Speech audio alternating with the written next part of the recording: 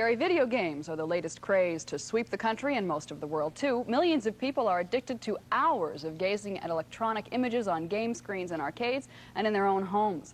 What makes video games so popular? Well, we search for an answer as we begin a special series on video fever, games people play. It is a cacophony of sounds from a symphony of electronics. If you're filling your time capsules these days, don't forget a bit of Frogger, or Mousetrap, or Grand Champion, or Pac-Man, or Ms. Pac-Man. They are video games. They are as American, well, as international as war. We've got that too. In 1981, Americans popped in between $5 and $9 billion worth of quarters and tokens into the slots of arcade video games. Pac-Man alone digested $200 million for its manufacturer, Bally Corporation's Midway. No human could begin to compute how many Pac-Man dots were gobbled up, how many little children and adults spent their free time at the joystick of a video game control. One study estimates that we spent 75,000 man-years doing this. Don't despair those numbers. Before video games, there were other attractions. Here's a sound to remember: the quiet ride of the silver ball, the ding of the bells as it hit the bumpers. There's a lot of us who remember pinball machines like these and pool tables like these, people my age and a little bit older. I spent a lot of time during the summer playing a pinball machine like this. And I remember the one thing about pinball machines is the score. You could always get it up to about 99,999 before it rotated back to zero. Now with electronic games, you can go to 1 million or 2 million or 9,999,999. And getting there is half the fun and part of the frustration. Oh, no. Part of the fascination is the way the games are designed. Take 13-year-old Paul Glatzer playing Zaxxon. The game is three-dimensional. The screen is full of tricks to avoid. Your airplane moves faster than the speed of sound. Your tongue hungers for a kill. I like the details on it. There's good details on the games. Part of it is the sound. These games would not be any fun at all if there were no sound. But there is, and that is why people like Bert Price can stand in a machine for 2.5 hours, on 1/4, mind you, and play Galaga. I could have done that for longer. Just I lost all my ships. While we attack The United Way kicked off an... Well, video games fever has prompted a number of businesses to try to cash in on that billion-dollar craze. Book publishers and even movie producers are trying to make video games pay off for them. We go inside a video games factory and learn just how others are making their share of the big money as we continue our special service Video Fever, Games People Play. have created new industries, like these video game books, How to Win Video Games, The Secret of Video Game Superstars. The video game industry has now even given birth to its own motion picture, Tron, where a young computer genius is trying to break into a massive computer system. Because, man, somewhere in one of these memories is the evidence. So the young computer genius tries and gets zapped by a ray gun right into the machine and onto the computer-generated game grid to meet characters who are alter egos of their creators and to a place where, according to the movie ads, love and escape do not compute. Naturally, there is a Tron machine on the market now, 4 games in one, ray guns and all. If there's been a mistake, I gotta see the guy in charge. You will. In terms of the arcade video game, the guy in charge is not in Hollywood. Tron's big brother is in suburban Chicago at the Bally Corporation's Midway plant. Here they are turning out Tron games as fast as they can. These workers are under so much pressure, company executives asked us not to spend too much time shooting the factory for fear it would slow the workers. That gives you some idea how competitive the business is. Incidentally, the Bally Company is the same one who gave us Pac-Man, Ms. Pac-Man, Space Invaders, Defenders, and Asteroids. On the average, it can take up to 2 years and several $100,000 to get a video game from the drawing board to the arcade. In between, there are secret testing locations and programming changes. We go by what we call what's in the cash box. You know, the cash, like I was mentioning, the cash box is a cruel mistress. And that's what we go by. Jack Middle is president of Taito America. This is a company that first had Space Invaders until it sold the license to Bally. Sometimes this can get a little confusing. Taito let us videotape in a room called Deep Engineering. Without being overdramatic about the whole thing, this is the most secure room in the plant. This is where the game gets its life and personality from computer programmers. Because of the fierce competition among video game companies, Taito requested we do not use last names. But Rex is working with Mark on a new game called Toasters and Chainsaws. Mark is computing what will appear on the screen. Rex is using a computer to synthesize the sound you will hear when the game hits the arcades. It is hours and hours of hard work, often tedious for the company, not very rewarding until the most popular pastimes in the country right now, but will this popularity last is the question. Well, the makers of video games are gambling that it will, as we see in this part of our special series on Video Fever, the games people play. Electronics is changing so rapidly. And with each change in electronics, it brings something new. So this is not a passing fad.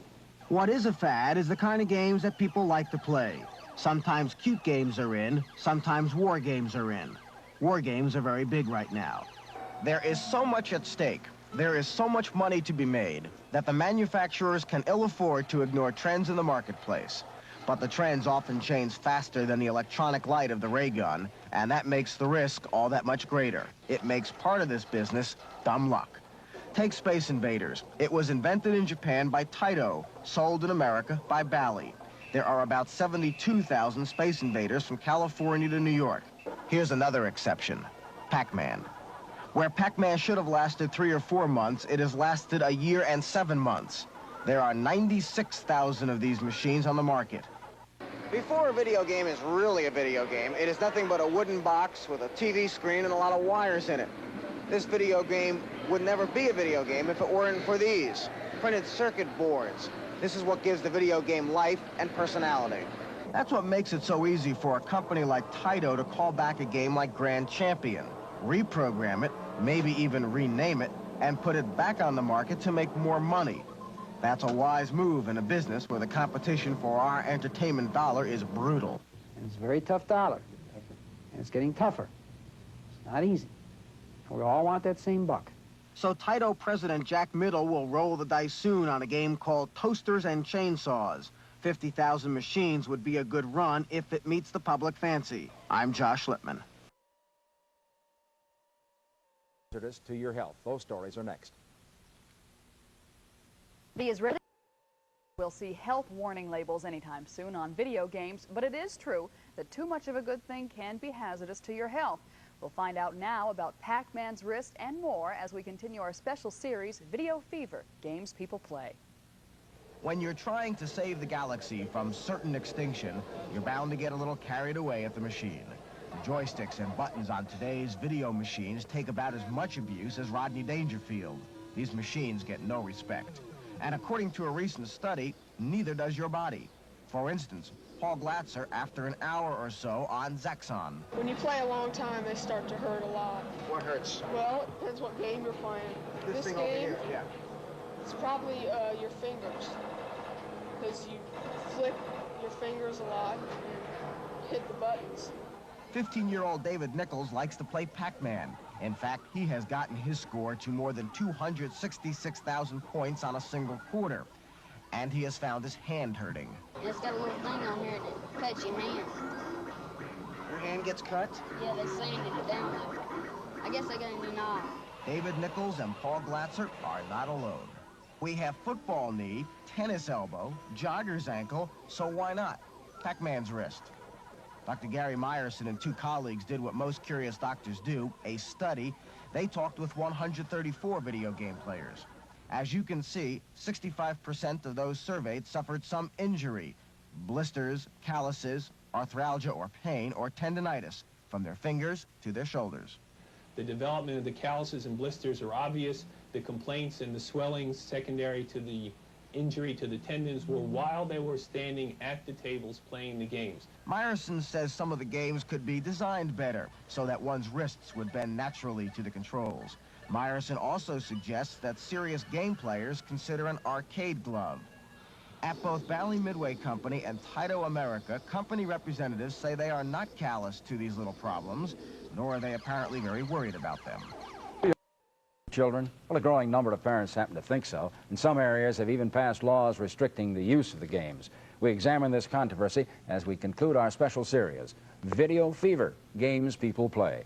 When you walk into an arcade, any arcade, come with an open mind. An open mind is easy to expand. It might even be a good idea to heed the advice that one game player carries on his shirt. Maybe it's a warning. Video games, in a sense, are addictive. Not like drugs, more like the need to jog. There is probably no true physical dependence. On the other hand, there certainly is a psychological dependence in the sense that this is a gratifying experience, that the person's peer relationships, source of self-esteem, enjoyment in life, are wrapped up in video games, just as they might be in bowling, running with your cronies with whom you run every Sunday or something of this sort. I have not met anybody who can't go through the day in withdrawal from video games. Question: is it fair to blame juvenile delinquency on the video game craze? I think the basic global statement that one could make is that healthy children tend to do things in healthy ways. Communities around the country are passing laws banning the video games from their towns. Brush fires, to say the least, but they are getting a lot of attention. In Massachusetts, California, New York, in New Hampshire, Rhode Island, and in Georgia. In each of these states, a town or towns has either restricted licensing or banned the games altogether. Why? Fear, rumors, tall tales of corruption and evil. Psychiatrist Robert Alpern says if parents worry, they should make a trip to the local arcade and visit. Many children has been an absolute boon. Kids who have not been good at much of anything else. Some of them have turned out to be exceptionally good at some of these video games. Talk about their high scores and their achievements as the most esteem-building activity in their entire life.